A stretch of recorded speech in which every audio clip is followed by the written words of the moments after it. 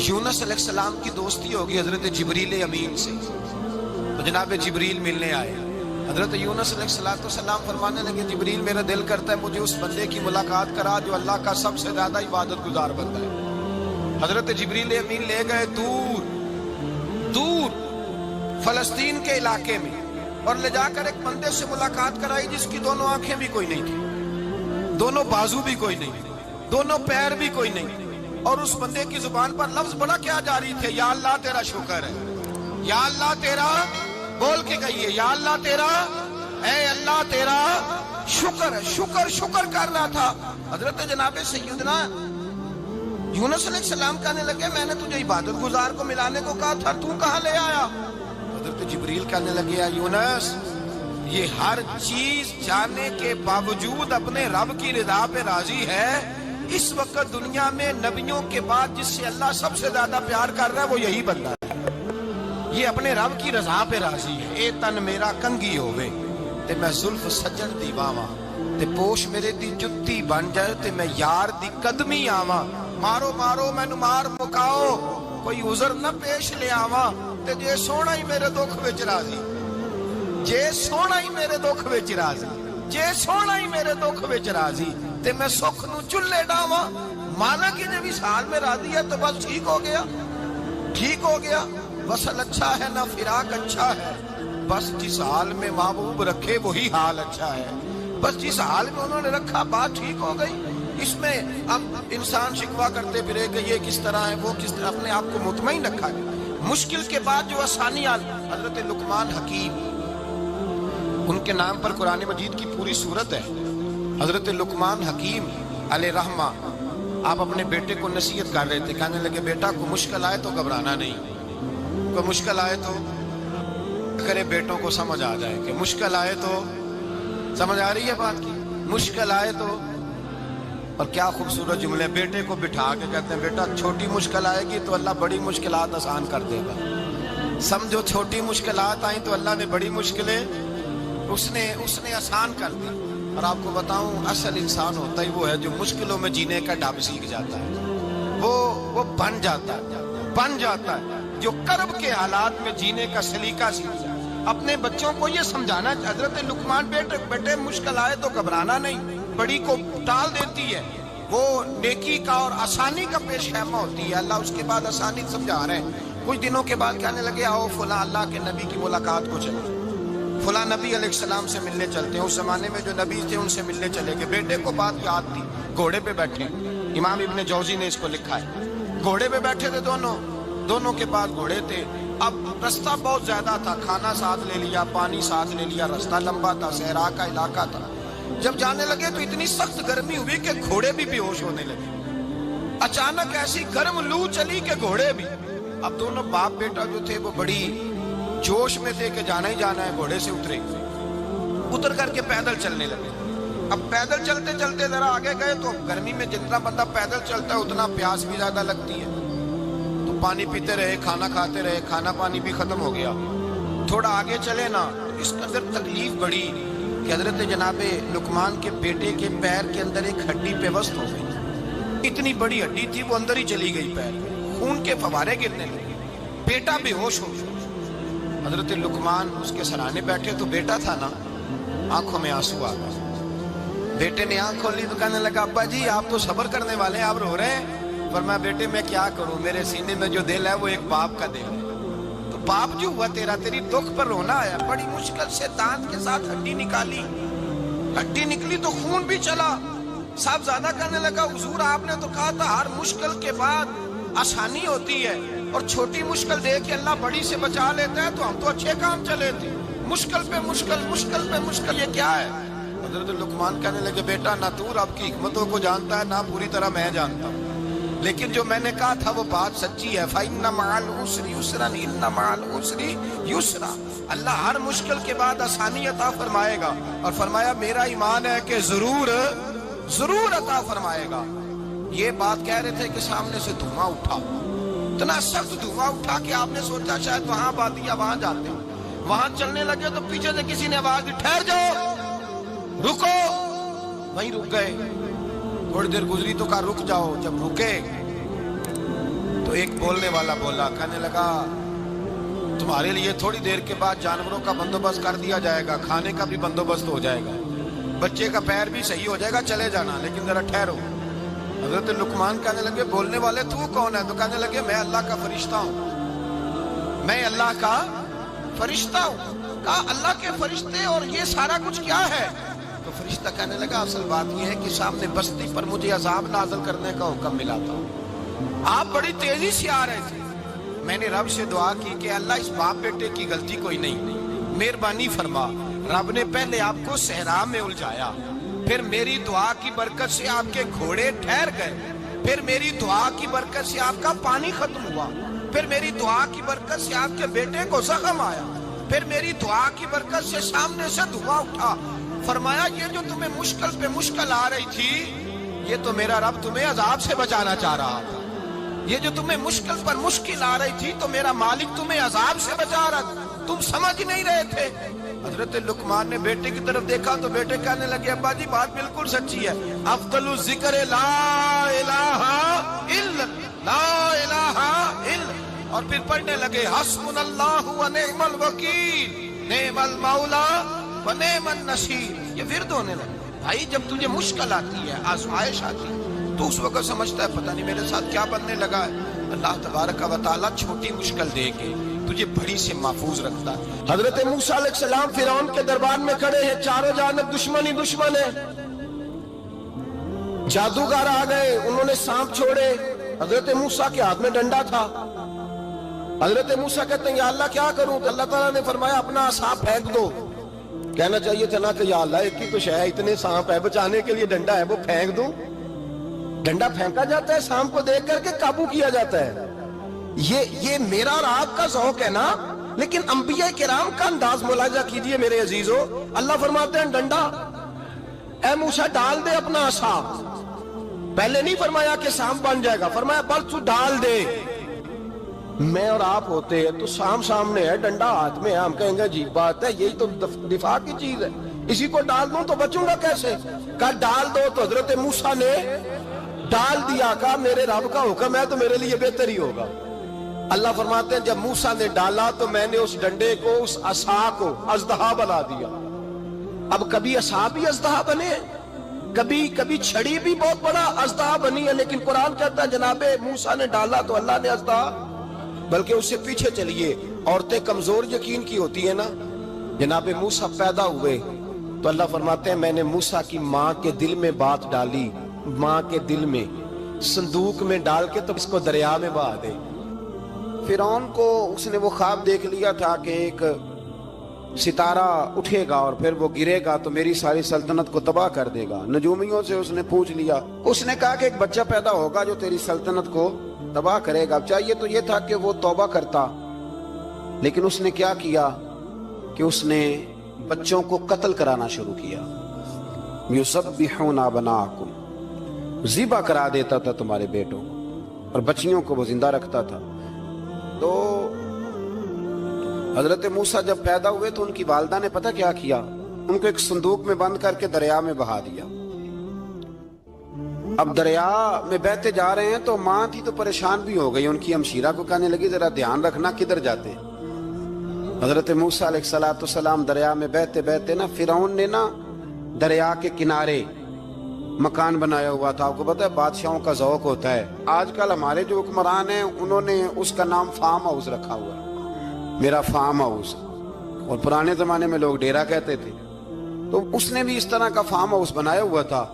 وہاں پہ حضرت موسیٰ علیہ السلام تیرتے ہوئے تابوت کے اندر، صندوق کے اندر جا رہے ہیں۔ فرعون اور ان کی بیوی حضرت آسیہ بے اولاد تھیں، بڑی تڑپ تھی بیٹے کی، وہ بھی وہاں کھڑی تھی۔ صندوق تیرتا ہوا آیا تو فرعون نے کہا کہ جاؤ پکڑ کے لاؤ دیکھو کیا ہے۔ جب وہ لے کے آئے نا تو آپ کی ہمشیرہ جو نگرانی کر رہی تھی پریشان ہو گئی کہ یہ تو اس کے ہاتھ لگ گئے، یہ تو اب مار ڈالے گا۔ لیکن جب خوبصورت اور چمکتا ہوا بچہ دیکھا تو بی بی آسیہ کہنے لگی یہ بنی اسرائیل کا ہے ہی نہیں، یہ تو پتہ نہیں کہاں سے بہتا ہوا یہاں آ گیا ہے، تو ایسے ہی چھوڑ، یہ پتہ نہیں کہاں سے، رکھ نہ لیں۔ تو حضرت موسیٰ علیہ السلام وہ کہنے لگا نہیں انہی کے ہیں، موسیٰ علیہ السلام اسی کے ہیں۔ تو آسیہ کہنے لگی تیرے تو سر پہ نا بس بھوت ہی سوار ہو گیا، ہر وقت وہی لوگ تجھے یاد رہتے ہیں، یہ پتہ نہیں کہاں سے بہ کے آیا۔ اب رکھ لیا، مان گیا فرعون۔ آپ فرعون کے گھر میں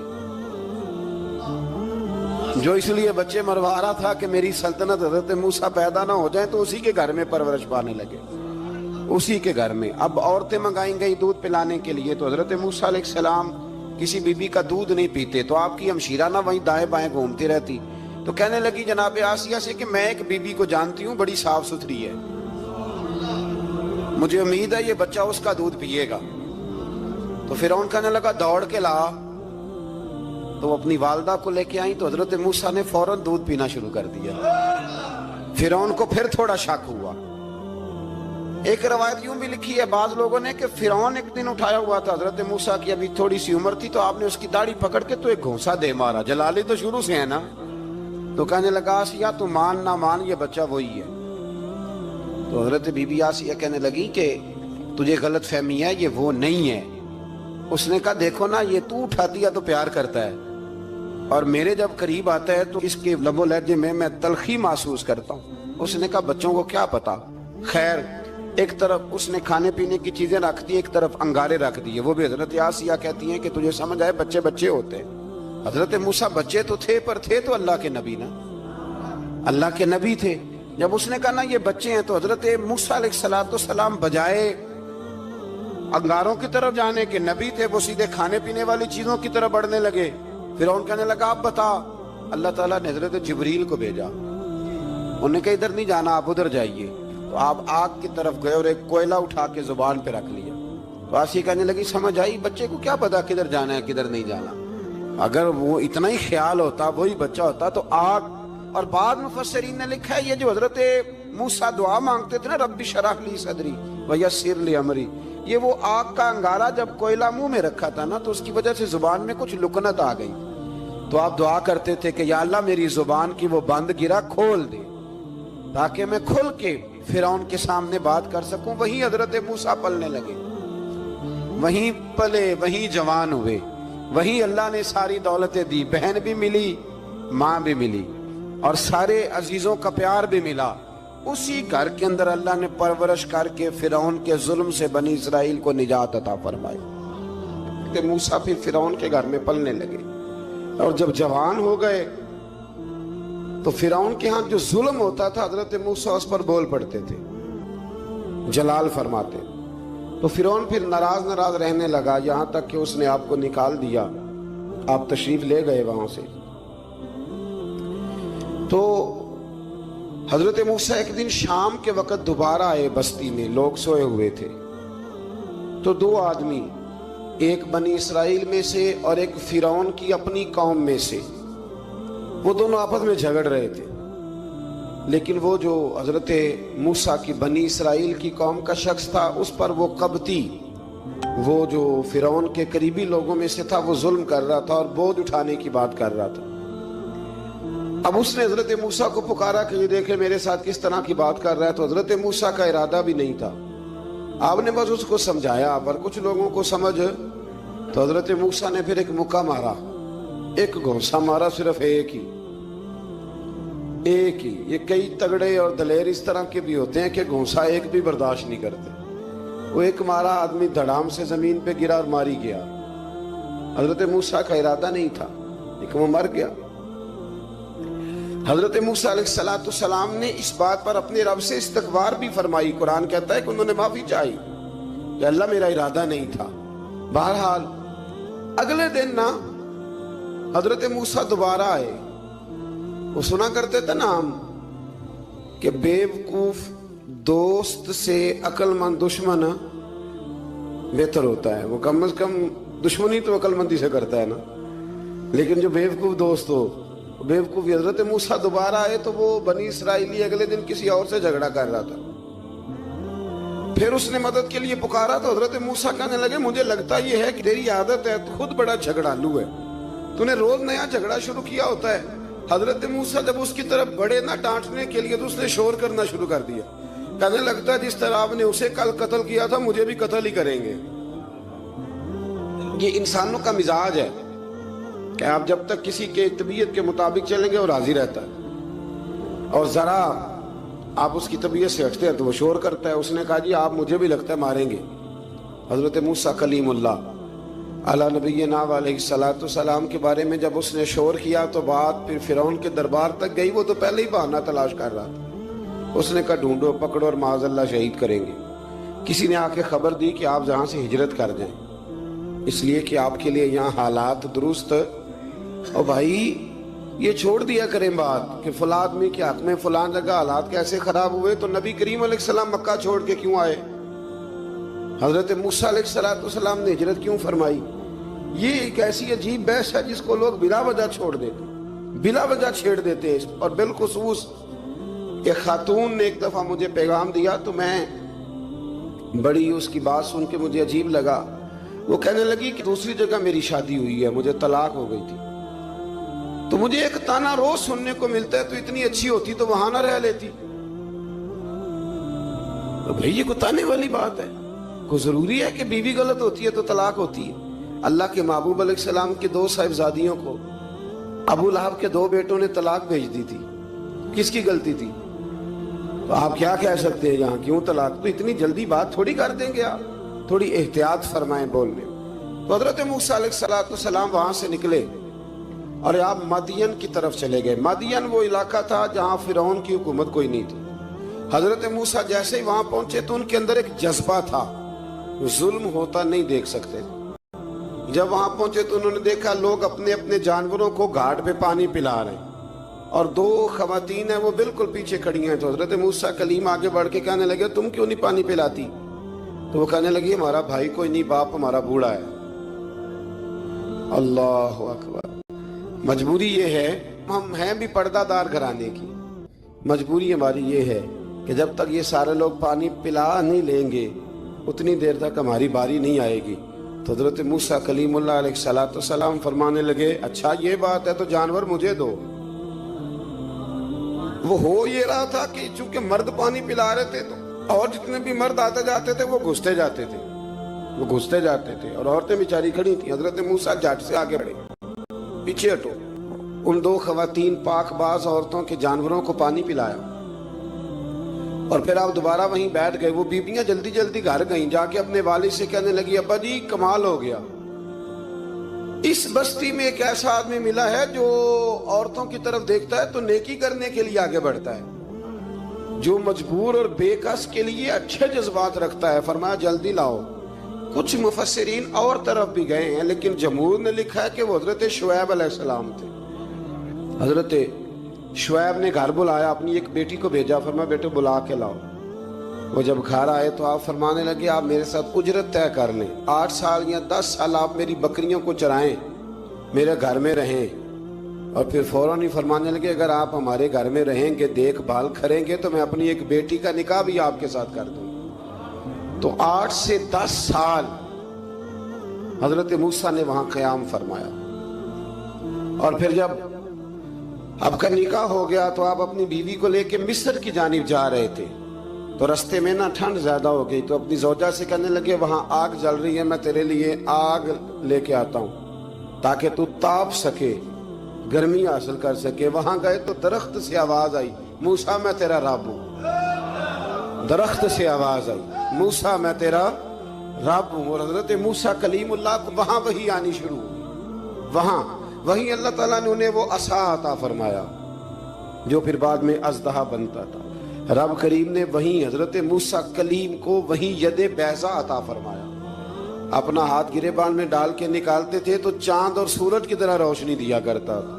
ید بیضا لیے بیٹھے ہیں اپنی۔ میں کبھی کبھی کہا کرتا ہوں کہ مولا کے دینے کے انداز بڑے انوکھے ہیں۔ بھائی یوسف کو کنویں میں پھینکتے ہیں تو اللہ مصر کا حکمران بنا دیتا۔ تو پھر حضرت موسیٰ وہاں سے واپس آئے اور آ کر کے آپ نے دوبارہ وہ سارا نظام زندگی شروع فرمایا۔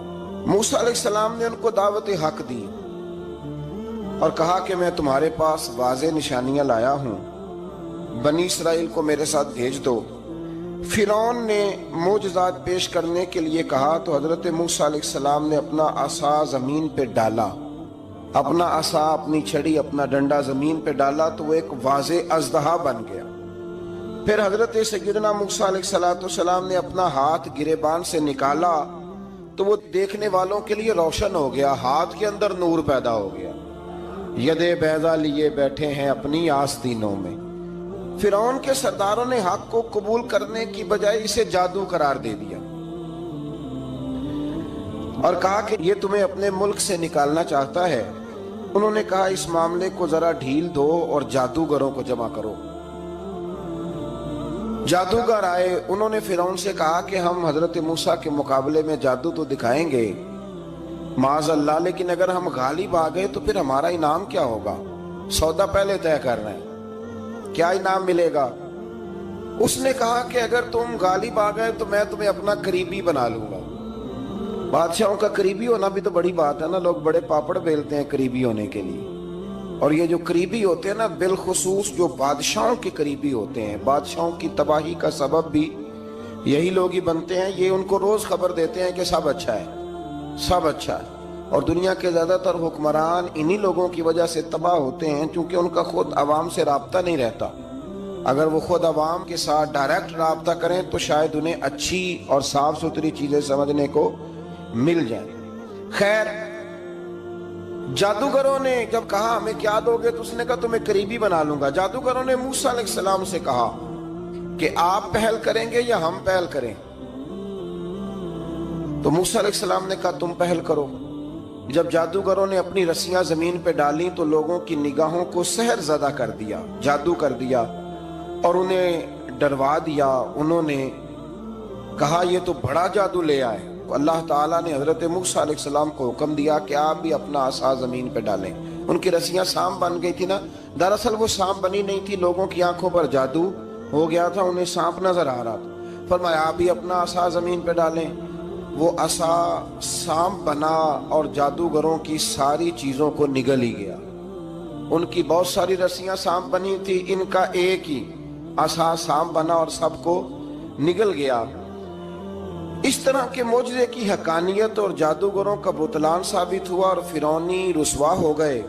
جادوگر سجدے میں گر گئے اور اللہ پر ایمان لے آئے۔ فرعون نے انہیں دھمکی دی کہ تم میری اجازت کے بغیر ایمان لے آئے ہو، میں تمہارے ہاتھ اور پاؤں مخالف سمت سے کاٹ دوں گا، یعنی الٹا ہاتھ کاٹ دوں گا، سیدھا پیر کاٹ دوں گا، میری بغیر اجازت ایمان لے آئے ہو، اور تمہیں سولی پہ بھی چڑھوا دوں گا۔ انہوں نے کہا کہ ایمان لانے کی پاداش میں تم ہمیں سزا دینا چاہتے ہو؟ پھر انہوں نے اللہ تعالیٰ سے صبر اور استقامت کی دعا کی۔ اس کے بعد فرعون نے بنی اسرائیل کے بیٹوں کو قتل کرنے کی اور بیٹیوں کو زندہ چھوڑنے کا حکم دے دیا۔ موسیٰ علیہ السلام نے قوم کو صبر کی تلقین کی اور کہا کہ نیک انجام اہل تقویٰ کے لیے۔ یہاں ایک لطیف بات ہمارے صوفیاء نے بھی لکھی ہے۔ صوفیاء کہتے ہیں کہ فرعون نے کلمہ نہیں پڑھا اور جادوگر کلمہ پڑھ گئے۔ وہ کس طرح کلمہ پڑھ گئے؟ تو کہنے لگے دراصل انہوں نے آتے ہی حضرت موسیٰ کا ادب بڑا کیا تھا۔ جادوگر حضرت موسیٰ کے مقابلے میں آ کے بھی ان سے کہتے ہیں کہ رسیاں آپ پہلے ڈالیں گے کہ ہم ڈالیں؟ آپ عصا پہلے رکھیں گے کہ ہم رکھیں؟ تو اتنا سا ادب کیا تو رب کریم نے فرمایا جو نبی کا ادب کرے وہ بے ایمان نہیں رہ سکتا، جو نبی کا ادب کرے وہ بے ایمان نہیں رہ سکتا، اور جو نبی کی بے ادبی کرے وہ ایماندار نہیں رہ سکتا۔ ختم ہو گئی بات۔ یہاں ہمارے صوفیاء نے یہ بات لکھی ہے کہ چونکہ انہوں نے آتے ہی کہا تھا کہ آپ پہلے ڈالیں گے یا ہم پہلے ڈالیں، تو حضرت موسیٰ سے انہوں نے پوچھ لیا، نبی کے پوچھے بغیر پہل نہیں کی تو اللہ نے انہیں ایمان کی دولت عطا کر۔ اللہ تعالیٰ نے فرعونیوں پر قحط سالی کا عذاب نازل کیا۔ فرعونیوں کا طریقہ یہ تھا کہ اچھائی کو اپنا کمال گردانتے تھے، کہتے تھے یہ ہماری طرف سے، اور برائی کو معاذ اللہ بدشگونی کے طور پر موسیٰ علیہ السلام کی طرف منسوب کرتے تھے، کہتے تھے معاذ اللہ آپ کی وجہ سے یہ سارا کچھ ہو رہا ہے۔ ہوتے نا، نہیں کہتے ہیں جب سے میں وہاں گیا ہوں تب سے، ہمارے بزرگ ایک لطیفہ بھی سنایا کرتے تھے کہ کسی زمیندار نے نماز پڑھنی شروع کی تھی تو اس کے جانور مرنے شروع ہو گئے۔ اب لوگ سمجھتے ہیں کہ معاذ اللہ شاید یہ کسی بزرگ کے سبب سے ایسا ہے، حالانکہ یہ تو اللہ کی طرف سے آزمائش ہوتی ہے، اس کی حکمتیں ہوتی ہیں۔ اللہ تبارک و تعالیٰ نے ان پر عذاب کیا نازل کیا؟ آیت نمبر 130 اور 143 کا بھی آپ سورہ اعراف کی پڑھیں تو اللہ تعالیٰ نے ان پر ٹڈیوں کا، جموں کا، مینڈکوں کا اور خون کا عذاب نازل کیا۔ یہ کس قسم کا عذاب ہے؟ جمعے پڑ گئے، ٹڈیاں آ گئی، یہ اللہ نے عذاب نازل کیا۔ سورہ یوسف کا ذکر فرمایا اور ارشاد فرمایا جا رہا ہے کہ الف لام را، یہ حروف مقطعات ہیں۔ فرمایا تلک آیات الکتاب المبین، یہ آیتیں ہیں کھلی ہوئی روشن کتاب کی۔ فرمایا انا انزلناہ قرآنا عربیا لعلکم تعقلون، بے شک ہم نے قرآن کو عربی میں اتارا ہے تاکہ آپ لوگ اسے خوب سمجھ لیں۔ ارشاد فرمایا جا رہا ہے نحن نقص علیک احسن القصص، ہم بیان کرتے ہیں آپ سے ایک بڑا ہی پیارا قصہ۔ احسن القصص، قصوں میں سے ایک بڑا پیارا قصہ، بما اوحینا، تاکہ ہم اس قرآن کے ذریعے جو ہم نے آپ کی طرف نازل کیا ہے، ہم ایک پیارا قصہ آپ سے بیان کرتے ہیں۔ وَإِن كُنتَ مِن قَبْلِهِ لَمِنَ الْغَافِلِينَ، اگرچہ اس سے پہلے آپ اس کی خبر رکھنے والوں میں سے نہ تھے۔ قصہ کیا ہے؟ قصہ یہاں سے شروع ہوتا ہے، اِذْ قَالَ يُوسُفُ لِأَبِيهِ، جب کہا حضرت یوسف علیہ السلام نے اپنے باپ سے، کیا کہا؟ کہا یا ابتی، اے میرے باپ، انی رأیت احد عشر کوکبا، بے شک میں نے خواب میں دیکھے ہیں 11 ستارے، والشمس اور سورج، والقمر اور چاند، رأیتہم لی ساجدین، کہ وہ مجھے سجدہ کر رہے تھے۔ یہ خواب دیکھا حضرت ابراہیم علیہ السلام کے بیٹے حضرت اسحاق علیہ السلام، اور حضرت اسحاق علیہ السلام کے صاحبزادے حضرت یعقوب علیہ السلام۔ حضرت یعقوب علیہ السلام نے کئی نکاح فرمائے، اللہ نے آپ کو 12 بیٹے عطا فرمائے۔ 2 بیٹے تھے آپ کے، حضرت یوسف علیہ السلام اور حضرت بنیامین علیہ السلام، جو ایک والدہ سے تھے۔ حضرت یوسف علیہ السلام بڑے حسین و جمیل تھے، بڑے خوبصورت تھے۔ کچھ لوگ ظاہراً خوبصورت ہوتے ہیں تو کچھ کی ساتھ عادتیں بھی بڑی خوبصورت ہوتی ہیں، بڑے نفیس، بڑے فرما بردار، بڑی میٹھی ٹھنڈی بات کرنے والے۔ ہوتا یہ ہے کہ جب کوئی بچہ پیارا بھی ہو اور عادتیں بھی اچھی ہوں تو ماں باپ کی آنکھوں کا تارا بن جاتا ہے، باقی محنت کرنے کی بجائے شکوہ کرنا شروع کر دیتے ہیں۔ تو حضرت یوسف علیہ السلام کے والد حضرت یعقوب علیہ السلام اپنے بیٹے سے بڑا پیار کرتے تھے۔ اور آج اس واقعے میں آپ کو یہ بھی سمجھ آئے گی کہ ساری زندگی لوگوں نے ماں بیٹے کا پیار بیان کیا ہے، یہ وہ واقعہ ہے جس نے باپ بیٹے کا پیار بیان کیا اور انوکھے انداز میں بیان کیا۔ یعنی باپ اور بیٹے کے پیار کا بھی کوئی شخص کسی جگہ تصور کر سکتا، اسے ماپا اور تولا جا سکتا نہیں ہے۔ تو حضرت یعقوب علیہ السلام کے صاحبزادے تھے یوسف علیہ السلام، آپ بڑا پیار کرتے تھے تو باقی بھائی تھوڑا حسد کرنے لگے، انہیں جلنا شروع کر دیا۔ حضرت سیدنا یوسف علیہ السلام ایک دن فرمانے لگے اپنے والد سے کہ ابا جی میں نے خواب دیکھا ہے کہ 11 ستارے، سورج اور چاند مجھے سجدہ کر رہے ہیں۔ قال یا بنی لا تقصص رؤیاک علی اخوتک، کہ بیٹا اپنا خواب اپنے بھائیوں سے نہ بیان کرنا، اپنا خواب اپنے بھائیوں سے نہ بیان کرنا۔ فَيَكِيدُوا لَكَ كَيْدًا، ہو سکتا ہے وہ تیرے خلاف کوئی سازش رچے۔ کیوں رچے؟ اس لیے کہ ان الشیطان للانسان عدو مبین، بے شک شیطان آدمی کا کھلا ہوا دشمن ہے، وہ ہر وقت وسوسہ اندوزی کرتا ہے۔ تو لہذا بھائیوں سے بات بیان آپ نے نہیں بیان کی۔ آہستہ آہستہ نہ وہ حسد بڑھتا، حسد بہت بڑی بیماری ہے۔ اگر نبیوں کے بیٹوں میں ہو سکتا ہے تو عام انسانوں میں کیوں نہیں ہو سکتا؟ انبیاء کے بیٹے اگر کر سکتے ہیں تو عام لوگ بھی۔ آپ جب کسی شخص کو دیکھیں نا کسی کے بارے میں کچے جملے بول رہا ہے، کمزور بات کر رہا ہے، تو پہلے اچھی طرح ٹٹول لیں کہ حق بیان کر رہا ہے یا صرف حسد کے بیچ رہ کے گفتگو کر رہا ہے۔ بہت بڑی بیماری ہے۔ انہوں نے ایک چال بنائی 10 نے مل کے کہ اس طرح کریں کہ ان کو کوئی سخت سزا دیں، انہیں قتل کر دیتے ہیں۔ پھر کہنے لگے مارتے نہیں، کنویں میں پھینک دیتے ہیں۔ حضرت یعقوب علیہ السلام کی بارگاہ میں حاضر ہوئے تو حاضر ہو کے عرض کی کہ ہم سیر کرنا چاہتے ہیں تو ہمارا بھائی یوسف بھی تو ہمارا بھائی ہے نا، ہمارے ساتھ بھیجیں، وہاں کھیلے گا، کودے گا، کھائے گا، پیے گا۔ حضرت یعقوب علیہ السلام نے فرمایا نہیں، مجھے ڈر لگتا ہے کہ کہیں میرے یوسف کو کوئی تکلیف نہ پہنچ جائے۔ کچھ ایسے ہوتے ہیں جنہیں جدا کرنے کو دل ہی نہیں کرتا کہ وہ جائیں نہ۔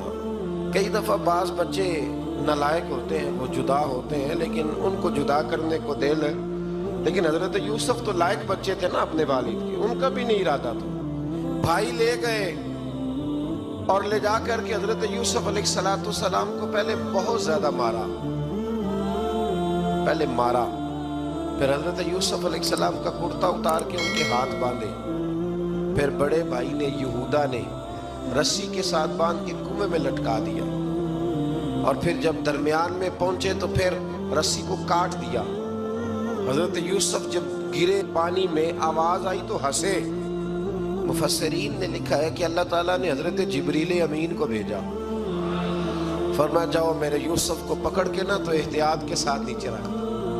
حضرت یوسف کو رکھ دیا گیا۔ 3 دن اور 3 راتیں جناب یوسف کنویں میں رہے۔ بچانے والا زیادہ بڑا ہے، محفوظ رکھنے والا زیادہ طاقتور ہے۔ 3 دن اور 3 راتیں کنویں میں رہے۔ انہوں نے کیا کیا کہ حضرت یوسف کا کرتا چونکہ اتار لیا تھا، 2 کرتے انہوں نے پہنے ہوئے تھے، بعد مفسرین نے لکھا ہے ایک تو کرتا وہ تھا جنہوں نے استعمال کیا، تو ایک کرتا بطور تعویذ کے حضرت یعقوب نے ان کے گلے میں ڈال دیا بطور برکت کے، تو وہ کرتا بھی ان کے گلے میں تھا۔ ایک کرتے سے انہوں نے باندھ دیا، دوسرا کرتا جو تھا نا اس کو خوند لگا کے نا بکری کا، تو حضرت یعقوب کے پاس آئے اور جب دروازے تک پہنچے تو شور کرنے لگے زور زور سے۔ حضرت یعقوب پریشان ہو کے باہر آئے، چونکہ وہ بکریاں بھی ساتھ لے کے گئے تھے، بکریاں چرایا کرتے تھے، تو کہا بکریوں کو بھیڑیا تو نہیں پڑ گیا؟ تو کہنے لگے حضور بکریوں کو تو نہیں پڑا پر حضرت یوسف کو لے گیا ہے، اور حضرت یوسف علیہ السلام شہید ہو گئے۔ حضرت یعقوب علیہ السلام نے نا وہ کرتا دیکھا تو کرتا دیکھ کے فرمانے لگے بڑا سیانہ تھا بھیڑیا، یوسف سارا کھا گیا ہے پر کرتا کسی جگہ سے پھٹا بھی نہیں۔ اس کا مطلب ہے کہ حضرت یعقوب کو سمجھ آ گئی کہ میرے یوسف کو بھیڑیے نے کھایا نہیں ہے، یہ قرآن مجید ہے۔ فرمایا بڑا سمجھدار تھا بھائی، کرتا پھٹا بھی نہیں اور یوسف کو سارا کھا گیا۔ اب یہ روز وہاں بکریاں چرانے جاتے تھے، یا جناب یعقوب تو رونے لگے تو بھائی روز جاتے تھے، جھانک جھانک کے دیکھتے تھے کہ یوسف ہے کہ نہیں۔ تیسرے دن ایک قافلہ وہاں سے گزرا جو مصر جا رہا تھا، انہوں نے پانی نکالنے کے لیے جب ڈول لٹکایا تو حضرت یوسف نے پکڑ لیا۔ اس شخص نے حضرت جناب یوسف علیہ السلام کو اوپر کھینچا، جب اب واپس اوپر زندہ نکل آئے تو بھائی پھر حیران ہو گئے، ابھی بھی شکر ادا نہیں کیا کہ 3 دن کے بعد دیکھو اللہ نے کتنا فضل فرمایا ہے۔ لیکن وہ پھر کہنے لگے قریب آ کے نا اس سے، یہ ہمارا بھاگا ہوا غلام ہے، اگر تمہیں چاہیے تو لے لو، سستا بیچ دیں گے۔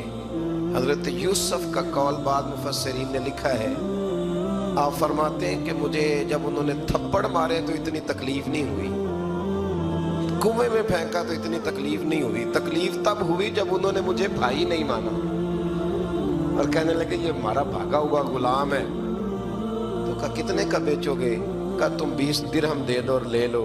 20 درہم کا جناب یوسف کو بیچ دیا۔ وہ لے گئے مصر کی منڈی میں، وہاں قیمت لگنے لگی، کتنے ہزار، اتنے ہزار، اتنے ہزار۔ اللہ اکبر۔ جناب یوسف کہتے میں نے وہ رنگ بھی دیکھا کہ جب میرا باپ سب سے بڑھ کر مجھ سے پیار کرتا تھا، اور آج میں وہی یوسف ہوں جس کی بولیاں لگ رہی، جس کی بولیاں لگ رہی۔ عزیز مصر آ گیا، مصر کا جو مال خزانہ کا مالک تھا وہ شخص آ گیا۔ اس میں بھی کئی اقوال ہیں کہ وہ بادشاہ تھا کہ کیا تھا، بہرحال عزیز مصر آیا، خزانوں پر قبضہ اسی کا تھا۔ اس نے حضرت یوسف علیہ السلام کے وزن کے برابر سونا تول کے دیا، وزن کے برابر چاندی تول کے دی، وزن کے برابر اس نے ہیرے جواہرات دیے، پھر گھر لے گیا۔ اور جناب یوسف علیہ السلام فرماتے ہیں میں ایک آزمائش سے نکلا، جب گھر آیا تو بڑے سکون سے رہنے لگا۔ عزیز مصر نے اپنی بیوی زلیخا سے کہا اس کا خاص خیال رکھنا۔ فرماتے ہیں محبت ملنے لگی، پیار ملنے لگا، گھر میں بڑی خوشی سے رہنے لگا، پر اللہ کو کچھ اور ہی منظور تھا۔ آزمائش پر آزمائش ذرا دیکھیے گا، پہلے باپ کا پیار، پھر کنواں، پھر کنویں سے بچ گئے تو مصر کی منڈی، فرماتے وہاں سے میں بچ کے آیا تو عزیز مصر کے گھر رہنے لگا، زلیخا فریفتہ ہو گئی، گناہ کی دعوت دینے لگی، تو حضرت یوسف نے کہا قال معاذ اللہ، میں اللہ کی پناہ چاہتا ہوں۔ سارے دروازے بند کر کے جب وہ پیچھے بھاگی، اصل حسین وہی شخص ہوتا ہے جو اپنے باطن کے حسن کو بچا لیا کرتا ہے، جو سوداگری کرنے لگے وہ تھوڑا حسین ہوتا ہے۔ حضرت یوسف علیہ السلام جب بھاگے تو اس نے پیچھے سے پکڑ کے کرتا کھینچا، کرتا پھٹ گیا۔ ابھی آپ دروازے تک پہنچے تھے، عزیز مصر خود آ گیا، اس نے آگے کہا یہ کیا ہو رہا ہے؟ تو اس نے مکر کیا، زلیخا نے، کہنے لگی کہ ہونا کیا ہے، اس کو گھر میں رکھ کے پالا ہے، اب جوان ہوا ہے تو معاذ اللہ اس نے میرے طرف دست درازی کرنے کی کوشش کی ہے۔ حضرت یوسف پھر خاموش ہو گئے، بھائی بیچ رہے تھے تو پھر بھی خاموش تھے۔ کبھی کبھی کچھ چیزیں خاموش رہ کے سہنی پڑتی، زخم پہ زخم کھا کے جی، خونے جگر کے گھونٹ پی، آہ نہ کر لبوں کو سی، یہ عشق ہے کو دل لگی نہیں۔ حضرت یوسف علیہ السلام پھر چپ ہے۔ زلیخا نے بڑی باتیں کی، ایک دانا آدمی تھا، قرآن کہتا ہے ایک بولا بولنے والا، ایک عقل مند بولا، اس نے کہا دیکھو نہ زلیخا کی سنو نہ یوسف کی سنو، اگر تو کرتا آگے سے پھٹا ہوا ہے تو پھر غلطی ہے جناب یوسف کی، اور اگر پیچھے سے پھٹا ہے تو پھر زلیخا کی غلطی۔ حضرت یوسف کی معاذ اللہ پھر غلطی، تو عزیز مصر نے کرتا دیکھا تو پیچھے سے پھٹا تھا، لیکن امام قرطبی کہتے ہیں وہ کوئی عقل مند آدمی نہیں، وہ تو 4 مہینے کا بچہ تھا، وہ ایک 4 مہینے کا، وہ قریب تھا۔ حضرت یوسف علیہ السلام کی گواہی دینے کے لیے اللہ نے اسے زبان دی تھی، زلیخا کے ماموں کا بیٹا تھا، 4 مہینہ کا گہوارے میں لیٹا ہوا، جب بادشاہ سے فیصلہ نہیں ہو رہا تھا اور بادشاہ پریشان تھا عزیز مصر کے، کسی کو جا کے بتاؤں گا تو کوئی کیا سوچے گا، اس کے گھر میں کیا کچھ ہوتا ہے، کہتے پریشان تھا تو پنگوڑے سے بچہ بول پڑا، کہنے لگا بادشاہ اگر تو کرتا آگے سے پھٹا ہے تو پھر معاذ اللہ غلطی حضرت یوسف کی، اگر پیچھے سے پھٹا ہے تو پھر زلیخا کی، تو کرتا پیچھے سے پھٹا تھا، حضرت یوسف کے حق میں گواہی مکمل ہو گئی۔ اب آہستہ آہستہ نا دربار میں محل میں بات پھیلنے لگی، تو بیویاں کہنے لگی اوہو زلیخا تو ایک غلام پہ عاشق ہو گئی ہے، ایک غلام پہ۔ تو زلیخا کہنے لگی تو اجے میرا محبوب نہیں ڈٹھا، یہ رٹے ڈالنے والے دیکھتے نہیں اور دور کھڑے رہ رہ کے کہانیاں سناتے رہتے۔ انہوں نے کہا تو نے ابھی دیکھا نہیں نا، تو نے ابھی یہ کیا پتا ہو کہ ماجرا کیا ہے؟ تو کہنے لگی نہیں تو غلام پہ۔ اس نے کہا چلو تجربہ کراتی ہوں۔ ساری عورتوں کو بٹھایا، ہاتھ میں ایک ایک سیب دیا، ایک ایک چھری دی، اور جب پوری تیاری ہو گئی پھل کاٹنے کی عورتوں کی تو جناب یوسف سے کہا ذرا جھلک تو دکھاؤ۔ تو حضرت یوسف نے جب جھلک دکھائی تو قرآن کہتا ہے سیب کاٹنے کی بجائے ہاتھ کاٹ لی، اور کہنے لگی اوہو یہ کوئی بشر نہیں، یہ تو کوئی فرشتہ ہے، یہ کوئی فرشتہ ہے، یہ تو کوئی اللہ تبارک و تعالیٰ کی طرف سے آنے والا کوئی کرامت والا، عزت والا، شان والا فرشتہ ہے۔ حضرت زلیخا کہنے لگی سمجھ آئی ہے پھر تو مجھ پر شکوہ کرتی تھی۔